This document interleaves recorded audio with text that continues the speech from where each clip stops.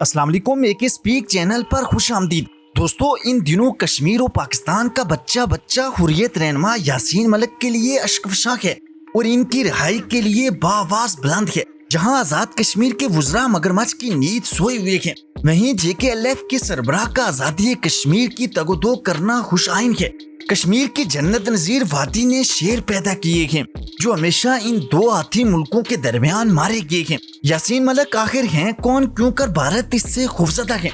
यासीन मलिक को उम्र कैद की सजा क्यों दी गई? क्या यासीन मलिक आज़ादी की मार्च के बायस कैद हुए या दीगर असासों के बायस उन्हें सजा दी गई? यासीन मलिक ने अदालत में वकील क्यों नहीं रखा, आखिर वजह क्या थी? इन तमाम तर सवालात के जवाबात के लिए हमारे साथ जुड़े रहें।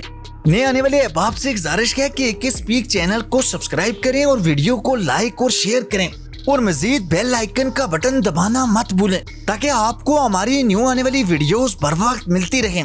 यासीन मलिक 1963 में कश्मीर में पैदा हुए। इब्तदाई तौर पर जम्मू कश्मीर में बरसरार इक़्तिदार पार्टी नेशनल कॉन्फ्रेंस के खिलाफ एक तुलबा लीडर के तौर पर सामने आए थे। उन्होंने 1987 के इंतखाबात में मुस्लिम यूनाइटेड फ्रंट की हमायत की थी। इसके बाद यासीन मलिक ने JKLF पार्टी में शमूलियत इख्तियार की। इनका ग्रुप, जिसे चार रहनुमाओं मोहम्मद शेख, इशफाक वानी, जावेद अहमद मीर और यासीन मलिक के पहले हरफ को जोड़कर हाजी कहा जाता है, वो शुरू में ही बहुत मकबूल रहे, लेकिन रफ्ता रफ्ता इसका जोर खत्म हो गया। यहाँ तक कि उनके दो ग्रुप बन गए।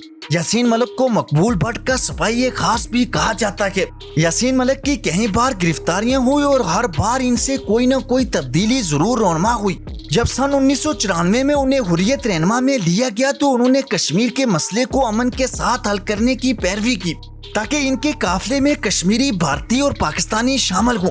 सन 1999 और फिर सन 2002 में उन्हें गिरफ्तार किया गया, जिस दौरान वो 1 साल तक कैद में रहे। इसके बाद उन्होंने दुनिया भर के रहनुमाओं से मुलाकात की और अमन के जरिए मसला कश्मीर को हल करने की कोशिश की, जबकि 2007 में सफर आज़ादी के नाम से एक खास तहरीक आज़ादी शुरू की। यासीन मलिक ने 2013 में पाकिस्तान की कालाधन तंजीम लश्कर-ए-तैयबा के सरबराह हाफिज सईद के साथ स्टेज शेयर किया, जिस पर उन्हें इंडिया में शदीद तनकीद का निशाना बनाया गया। लिबरेशन फ्रंट के चेयरमैन और तहरीक आज़ादी कश्मीर के हीरो यासीन मलिक को भारतीय हुकूमत की जानिब से बेबुनियाद दहशतगर्दी के इल्जामात में फरवरी 2019 में गिरफ्तार किया गया था। अब 3 साल कैदोबंद की सोबतें झेलने के बाद इन पर एक अदालत में मुकदमा चलाया गया है। यासीन मलिक जदोजहद आज़ादी के जुर्म में गुज़श्ता कई सालों से नई दिल्ली की तिहाड़ जेल में पाबंदे सलासल थे। इस बदनाम ज़माना जेल में कश्मीर के दीगर आज़ादी के मुतवाले रहनुमा भी जबरी कैदोबंद की सोबतें बर्दाश्त कर चुके हैं। 56 साला यासीन मलिक ने अपनी जवानी कश्मीरियों की आज़ादी पर तो कुर्बान कर ही दी, वहीं उन पर जेल में बेपनाह तशद्दुद भी किए जाते रहे। भारत ने कश्मीरियों की जिंदगी अजीरन और इन पर जुल्म के पहाड़ तोड़ने में कोई कसर न छोड़ी। भारत को जब यासीन मलिक और इनके दीगर साथियों के खिलाफ कोई मकबूल मुकदमा न मिल सका तो उन्होंने इन्हें दहशतगर्द करार दिया और इनको फांसी के लिए 30 साल पुराने केस बनाते हुए इन पर इल्जाम लगाया गया कि 1990 में भारतीय फौजिया के चाल हरकारों को हलाक करने में यासीन मलिक और इनके साथी शामिल थे। वाज़ेह रहे कि यासीन मलिक की तंजीम लिबरेशन फ्रंट पर भारतीय हुकूमत ने सन 2019 में पाबंदी आयद की थी। इसके अलावा भारत ने यासीन मलिक पर दहशतगर्दी के लिए फंडिंग का निहायत मज़ाइका खेज इल्जाम भी आयद किया गया, जो कि बेबुनियाद है।